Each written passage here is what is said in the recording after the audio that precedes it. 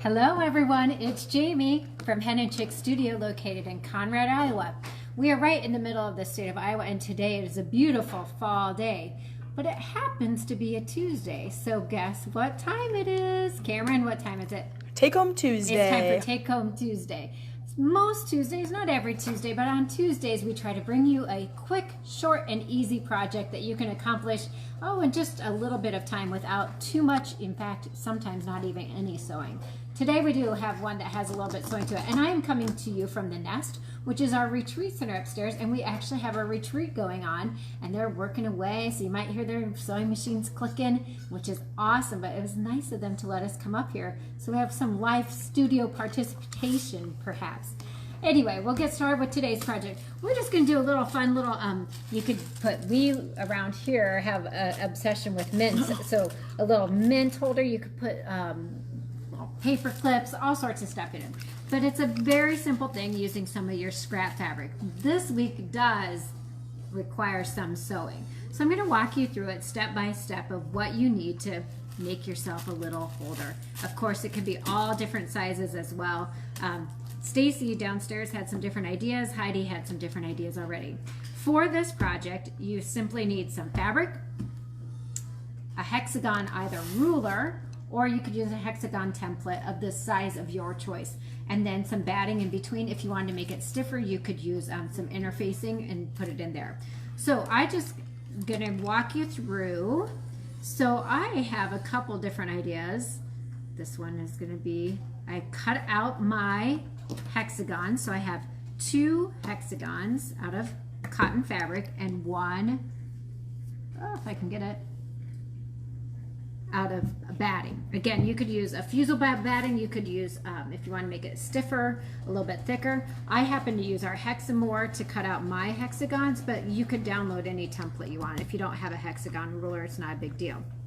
Then we're gonna layer it up. So I'm gonna put the batting first. This is low, you gotta think about this before you do it. I'm gonna put the batting first, then one cotton fabric right side up, the other cotton fabric right side down, or your right sides together. Then of course I'm going to stitch around the edge, leaving a small opening. So I've done that with this one.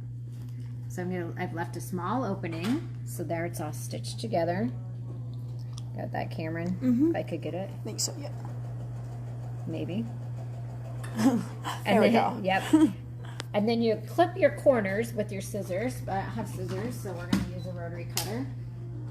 Clipping the corners here, or the points off, just allows it to turn and get a sharper point. So I'm just going to clip those. Luckily we have the tools up here. I don't know if that's even one of the retreaters. I just borrowed it if it's not one of theirs. Okay, so now we'll go back and we'll turn this inside out. So then we'll get our layers all ready to go for the next step. So that was just a 1/4 inch seam around there, and then we can turn it inside out. I happen to have, this is for a cuticle for nails, to get your points nice and crisp. Okay, so I'm turning it inside out. Then I'm going to come back in here and give it a nice press, and then I'm going to stitch just about 1/8 of an inch all the way around, so I come up with, ta-da! This, as you can see, Cameron, I did on this side so we can see the white. Does that show up a little bit better? Yep. With that semi-solid? My next step then is I'm going to take a ruler. I'm going to mark, and this is kind of where you have a choice. I marked it 1 inch over with a pencil, and it's probably hard to see. It's on this side. You probably can't see it. I used a pencil or a pen, fabric pen, marked 1 inch all the way around on each side, and then I just stitched on that to make the inner hexagon. Make sense? Are you following, Cameron? So you can do this? Okay. Then I get to determine which is going to be my inside or outside. Now this happens to be Stacy's fabric if she's watching. These are going to go to Stacy.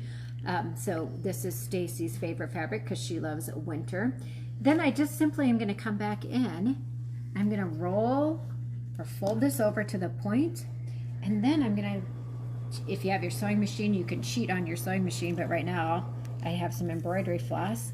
I'm just gonna give a knot here, couple little stitches right here towards the point of it. And we'll cut that off here a second. So we start holding the tip up. Of course, there's lots of different things you could do with this. As you start going around, then you'd cut and go to the next one. We repeat the same thing. If you have your sewing machine, it's a little faster than hand stitching. But Heidi and I were just talking about what we could have done on the points here. We could hang some beads or tassels off of each one of them. Wouldn't that be kind of fun to have something like that? Come back and do this.